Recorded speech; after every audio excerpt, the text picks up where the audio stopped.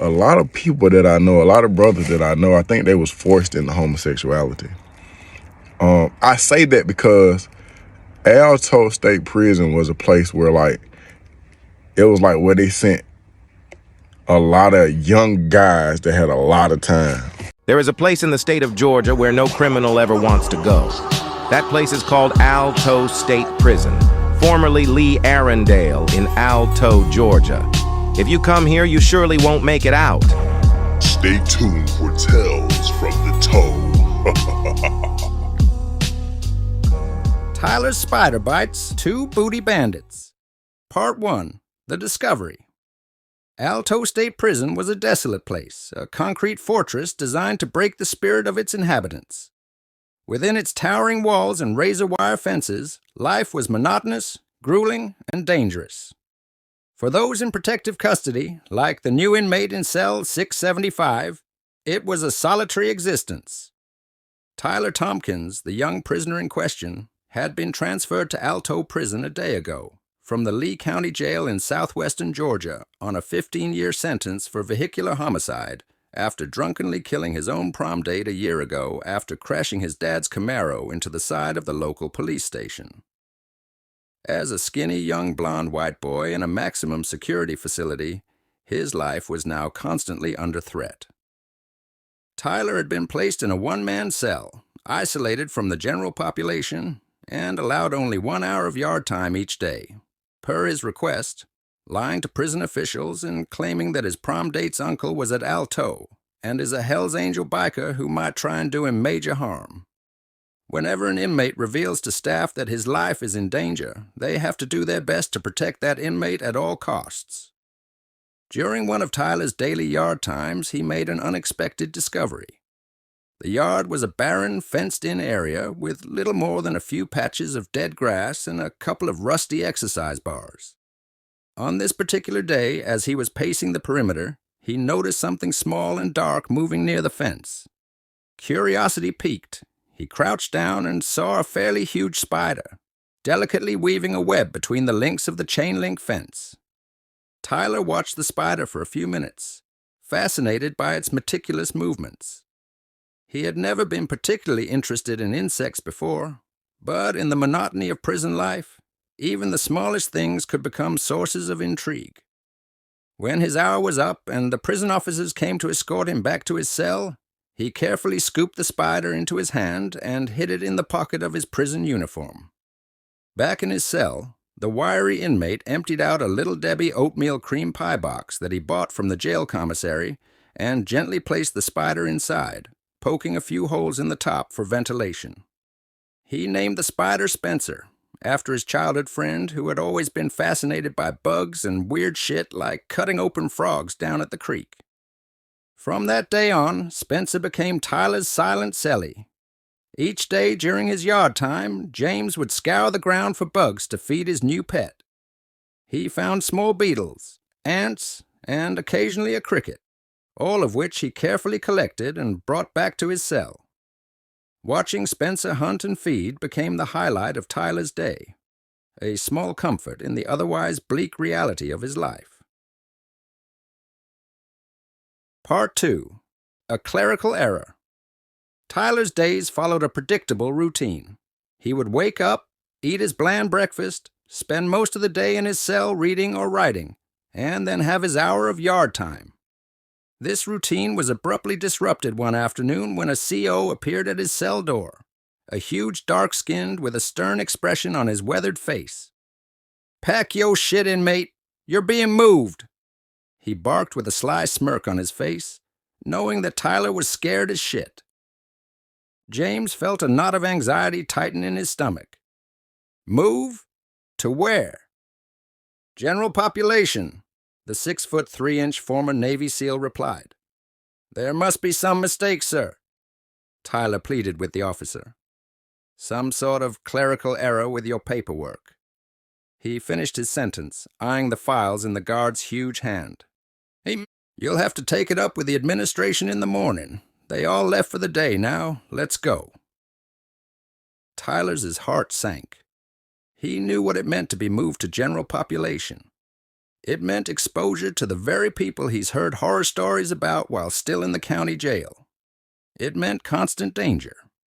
He tried to protest once again, but was threatened by the CO, who was in a hurry to finish the escort so he could clock out and link up with a fine-ass female guard that he'd been cheating with for 2 weeks now.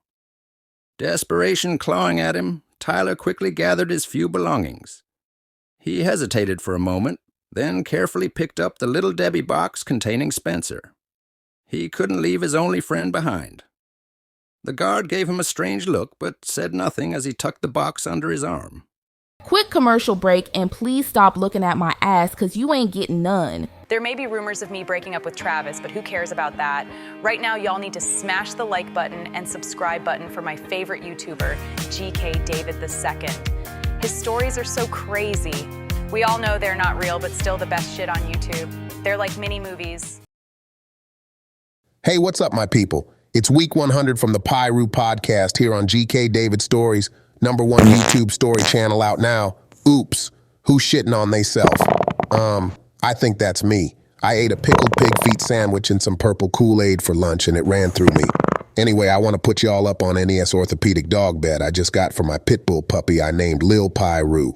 It's the Bedsure orthopedic dog bed for large dogs, big washable dog sofa bed. It has supportive foam and a removable washable cover, waterproof lining, and a non-skid bottom. If you're a dog owner like me, you need to hit the link in the description and grab one of these for old Sparky so your dog won't have a hurt back no more. Now, y'all excuse me, I gotta go check my damn drawers.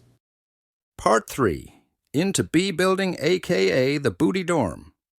Tyler was escorted through a series of locked doors and long corridors, him and the guard's footsteps echoing ominously against the concrete walls. Finally, they arrived at B Building, a notorious section of the prison known for housing some of the most violent and predatory inmates. As soon as Tyler stepped into the dorm, he felt a wave of hostile eyes turn toward him.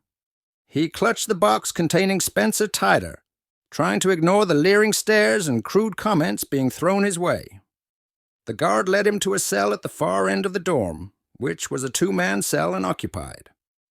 "Good luck, inmate," the guard sneered before doing a 360 and making a beeline for the front doors. Tyler's new cellmate was a young, slender black man with tattoos covering his arms and neck. He looked up from his bunk, sizing Tyler up with a predatory grin, not even trying to hide the erection that grew in his pants as he stared at Tyler from head to toe. "Fresh meat, huh? Welcome to the jungle," he said, his voice dripping with malice. Tyler swallowed hard, trying to keep his fear in check. "I'm just here to do my time, man. I don't want any trouble." The man, who went by the street name Zone 3 because of his neighborhood in Atlanta, Georgia grin widened. "My boy, you'll find plenty of trouble here, whether you want it or not." An hour later, Tyler lay on his top bunk after unpacking his property and letting Spencer out of the snack pie box. He couldn't shake the feeling of impending doom. He knew he was in grave danger, and there was little he could do to protect himself, which is why he was rushing straight to the administration offices first thing in the morning to have them straighten out their fuck-up. Part 4. The Nightmare Unfolds. Tyler had hoped to keep a low profile, to somehow blend into the background and avoid the attention of the more dangerous inmates. But in a place like B Dorm, that was impossible. The first 5 hours were tense but uneventful. James kept to himself, spending most of his time in his cell, only venturing out when absolutely necessary. About 2 hours before lockdown time, everything changed. Tyler was lying on his bunk, staring at the ceiling, when the cell door creaked open. 2 tall inmates, notorious for their brutality, slipped inside. Tyler's heart pounded in his chest as he sat up, his instincts screaming that something terrible was about to happen. He recognized one of the men as his new cellie, Zone 3. The larger of the 2 men grabbed Tyler by his bare legs and yanked him off the bunk, throwing him to the floor. An old veteran in the county jail had warned Tyler not to wear boxers to bed when he got to prison, but he had been doing so all his life and forgot the warning. He tried to fight back, but it was useless. The men were much stronger, and they quickly overpowered him, easily snatching the thin, prison-issued boxers down his skinny legs as they began beating him mercilessly. And then the nightmare truly began. Part 5. A Silent Witness. Spencer the Spider watched from the ceiling of the cell, its many eyes reflecting the dim light. The spider had no understanding of human cruelty or suffering, but it sensed the violence and chaos below. As Tyler was brutalized, Spencer remained still, a silent witness to the horror unfolding beneath it. Spiders don't have the same intelligence as humans do, but Spencer understood enough to know that the creature that was feeding it fine cuisine the past week was getting his back blown out by two larger humans. One holding his grubby hand over Tyler's mouth to stifle the screams as his buddy took his turn in going up in Tyler's cheeks, fantasizing about smashing a woman so he wouldn't feel like he was on the same boat as the Rainbow People. When the attack was over, Tyler lay motionless on the cold, hard floor. His attackers, realizing they had gone too far, quickly fled the cell, leaving him to die alone from asphyxia, due to his cellie choking him too hard as he pumped in and out from behind him. Spencer slowly descended from the ceiling, drawn to the faint, ragged breaths of its fallen friend. Part 6. The Aftermath. That night, during lockdown time, guards found Tyler's lifeless body. His injuries were severe, but the prison's investigation concluded that there was no clear evidence of foul play. In a place as violent as Alto State Prison, such deaths were tragically common and often went unpunished. Tyler's attackers continued their lives in the prison, their heinous crime unacknowledged and unpunished. Part 7. Spencer's Revenge. A week later, the larger attacker moved into the cell with Tyler's former cellmate, Zone 3.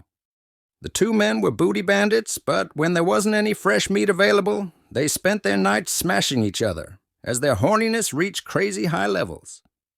But Spencer had not forgotten what these two demons did.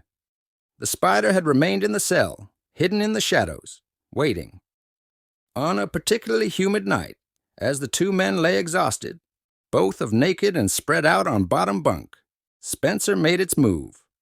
It crawled down from its hiding place, its movements swift and purposeful.